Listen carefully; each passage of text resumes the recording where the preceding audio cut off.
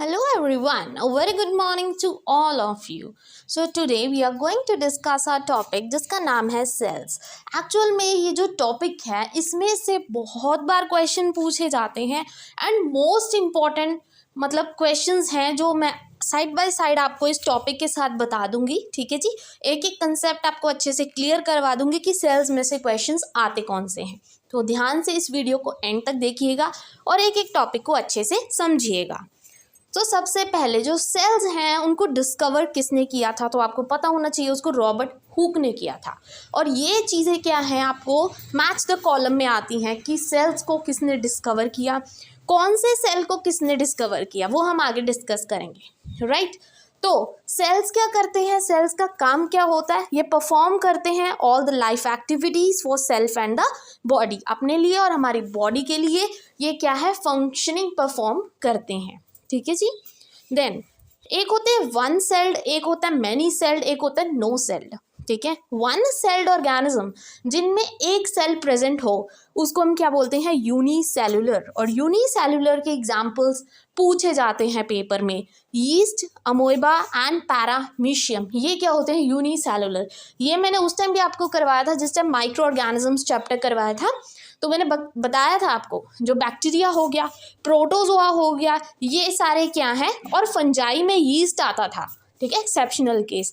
तो ये क्या है, यूनिसेल्युलर है तीनों, yeast, amoeba and paramecium. And many celled को हम क्या बोलेंगे, मल्टी सेलुलर ऑर्गेनिज्म बोलते हैं.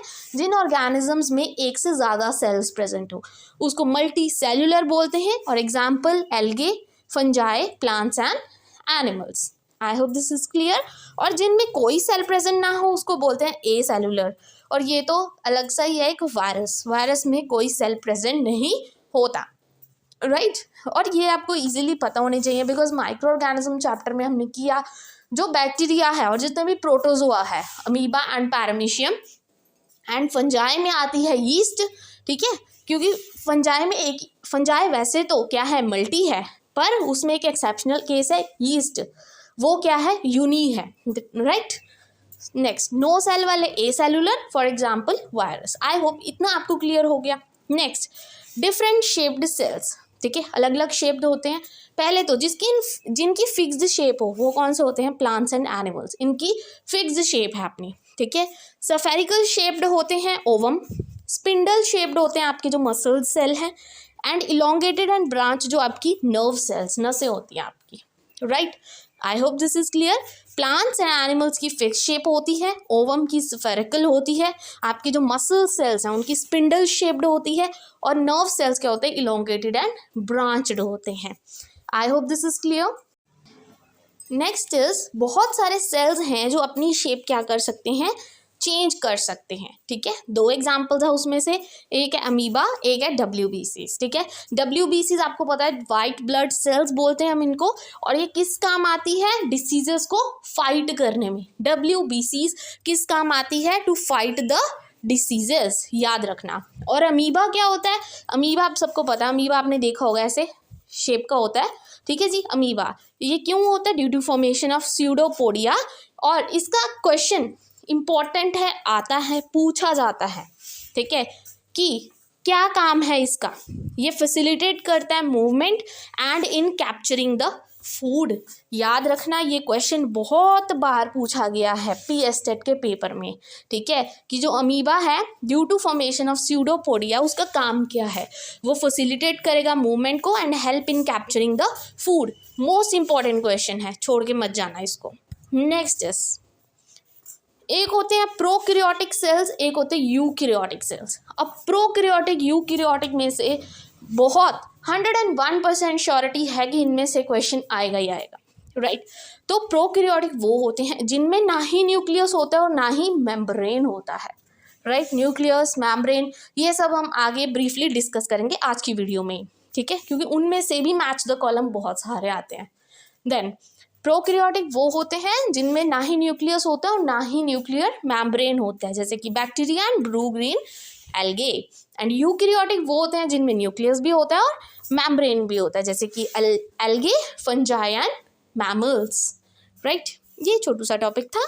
नेक्स्ट 3 कंपोनेंट्स होते हैं सेल के. इंपॉर्टेंट है, सिर्फ मैं इंपॉर्टेंट आपको करवा रही हूँ जिसमें से क्वेश्चन सबसे ज़्यादा आता है सेल्स में से, राइट। कंपोनेंट्स, 3 कंपोनेंट्स हैं, एक है प्लाज्मा मेम्ब्रेन, एक होती है सेल वॉल, एक होता है साइटोप्लाज्म, ठीक है। देन प्लाज्मा मेम्ब्रेन है, उसमें क्या होता है, उसका क्या काम होता है, ये आपको पता होना चाहिए क्योंकि इसमें से क्वेश्चन आता है। Plasma membrane consist of proteins and lipids which provide flexibility to the membrane, ठीक है। पहला तो आपको पता होनी चाहिए उसकी consistency, that is plasma membrane में क्या होता है, तो उसमें प्रोटीन्स होते हैं और लिपिड्स होते हैं। वो किस काम आते हैं, या तो सीधा पूछा जाता है जो प्रोटीन्स और लिपिड्स हैं वो किस काम आते हैं, तो वो फ्लेक्सिबिलिटी प्रोवाइड करते हैं किनको, मेम्ब्रेन को। और उनमें कौन सा मेम्ब्रेन प्रेजेंट होता है, सेमी परमिएबल मेम्ब्रेन। ये क्या करता है, सिर्फ जो सिलेक्टेड सब्सटेंस है, जो हेल्पफुल सब्सटेंसेस हैं उनको एंटर करने देता है, बाकियों को बाहर ही रहने देता है, राइट। एंड ये सेपरेट करता है सेल्स को एक दूसरे से, राइट, मेम्ब्रेन, क्योंकि हर एक सेल्स का जो मेम्ब्रेन होता है वो डिफरेंट होता है। I hope this is clear. Now come cell wall. जो सेल वॉल है इसका प्लस पॉइंट यही है कि ये सिर्फ प्लांट्स में प्रेजेंट होती है, राइट। सेल वॉल हमेशा प्लांट्स में प्रेजेंट होती है, कभी भी एनिमल्स में प्रेजेंट नहीं होती। ये शेप देती है टू द सेल और उनको प्रोटेक्ट करके रखती है। जो वॉल का काम क्या होता है, प्रोटेक्ट करना, राइट।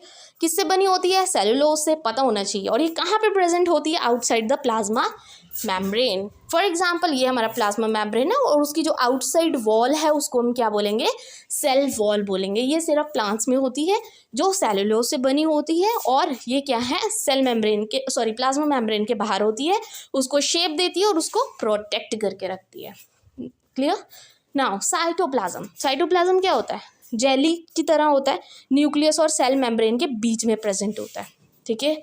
बहुत सारी जितनी भी रिएक्शंस होती हैं सेल्स की, उसके लिए ये साइटोप्लाज्म रिस्पॉन्सिबल होता है।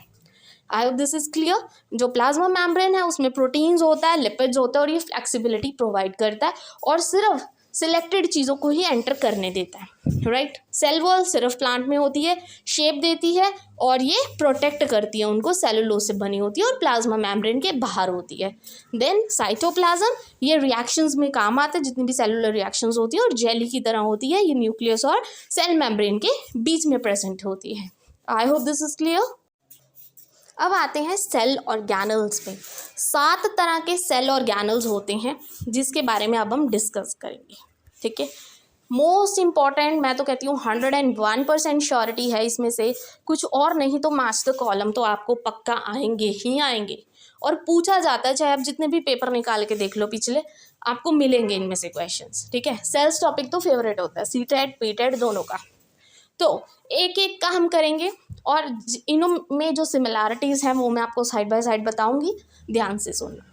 Let's start with the mitochondria. तो माइटोकॉन्ड्रिया को हम क्या बोलते हैं, पावर हाउस ऑफ सेल बोलते हैं, फर्स्ट थिंग, ठीक है।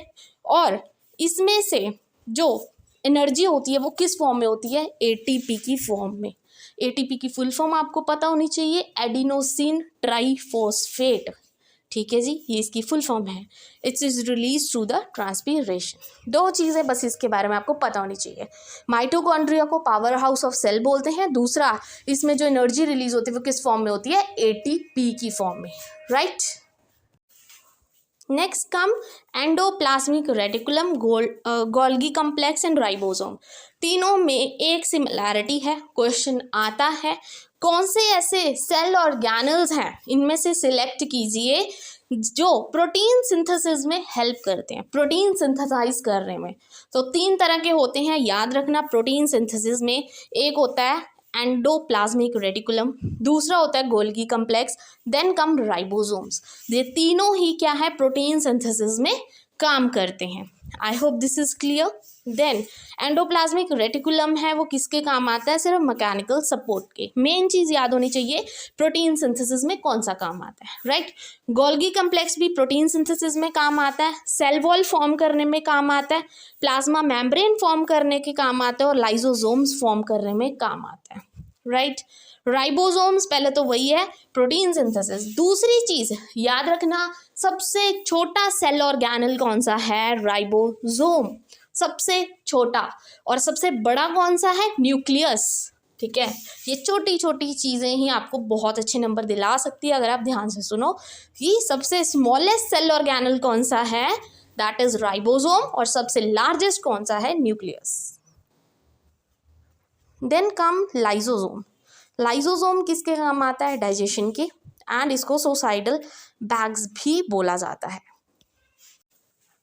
ठीक है जी, तो जो लाइसोसोम है वो डाइजेशन के काम आएगा और सुसाइडल बैग्स इनको बोला जाता है। तो पहले हम ये 5 रिवाइज करते हैं अच्छे से। माइटोकॉन्ड्रिया, जिसको हम पावर हाउस ऑफ सेल बोलते हैं, और जो एनर्जी इसमें रिलीज होती है रेस्पिरेशन के द्वारा उसको एटीपी बोला जाता है, adenosine triphosphate. Endoplasmic reticulum protein synthesis में काम आता है और मैकेनिकल सपोर्ट के। गोल्गी कॉम्प्लेक्स प्रोटीन सिंथेसिस में काम आता है, सेल वॉल फॉर्म करने में, लाइसोसोम फॉर्म करने में और परमिएबल मेम्ब्रेन फॉर्म करने में।